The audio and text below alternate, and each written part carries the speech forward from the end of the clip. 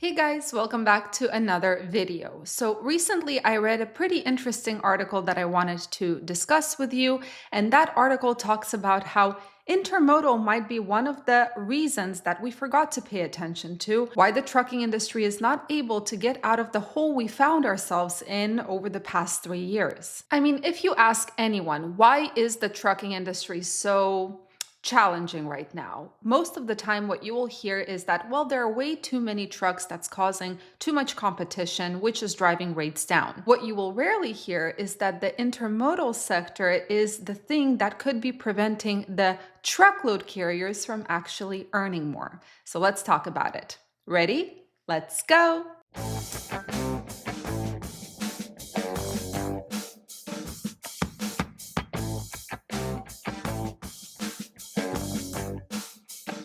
So where did this question even come from? Well, from a sonar chart, of course, which I'm going to attach right here. What you will see is the blue line shows truckload volumes, which is for our industry, right? And the gray line, it actually shows the volumes for rail, and this is all for this year. What you will also see is that since October of this year, rail volume exploded while truckload volume started going down, except for the past few days. So FreightWaves asks the question, and I'm going to quote it: is intermodal keeping a lid on truckload market breakout? So let's talk numbers first. According to FreightWaves, one of the hottest lanes right now is the lane from Los Angeles to Chicago, Illinois. And this is because a lot of containers come through the port of Los Angeles or the port of Long Beach. Now, over the past 2 years, that particular lane saw an increase of 25% for rail, which begs the question, how many trucks are actually being replaced?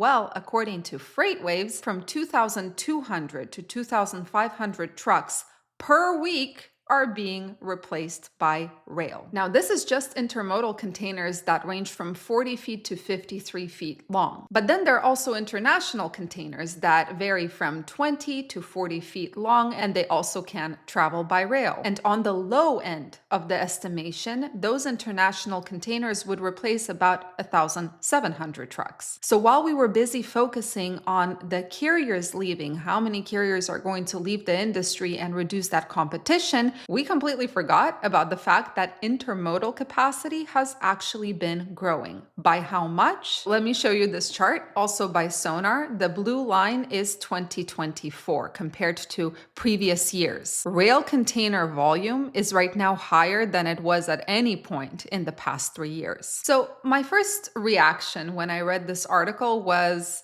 well, it wasn't great. Competing with small carriers is just part of business. Competing with mega carriers is a little bit more challenging because we just don't have the same resources as they do.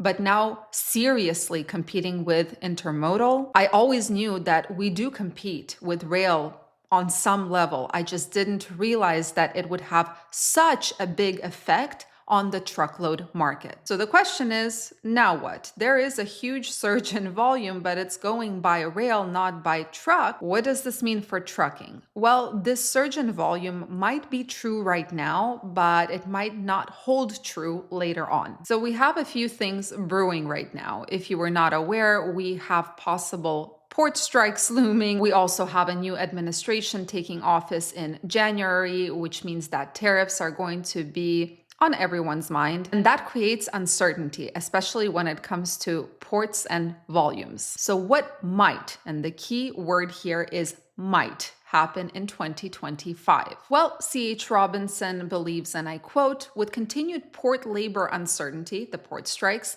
and the potential for increased tariffs in Q1, shippers could anticipate a strategic pull forward of inventory out of Asia, which would impact both international and certain domestic freight markets. But the question the shippers are asking themselves right now is, which of the ports or which of the coasts do we actually send the product to? After all, the ILA strike on the East Coast could start in January, in the middle of January. And that would mean that all those shipments could potentially get stuck at that port. Another possibility is that the ILA strike does not happen, that they reach a deal and shippers do push all that freight to the East Coast ports, which would increase volumes both for rail and probably for truck in the beginning of 2025. Or a third scenario, shippers are not going to move a muscle and they're actually going to just wait and see what happens with tariffs, and will approach it from a reactionary standpoint, reacting to what is actually happening, which could deplete volumes a little bit. See what I mean when I say that predicting the freight market or the future of the freight market is challenging, if not completely impossible? One single scenario can have a bunch of different outcomes. Let's take it even further. Let's say that the outcome of this is shippers actually do push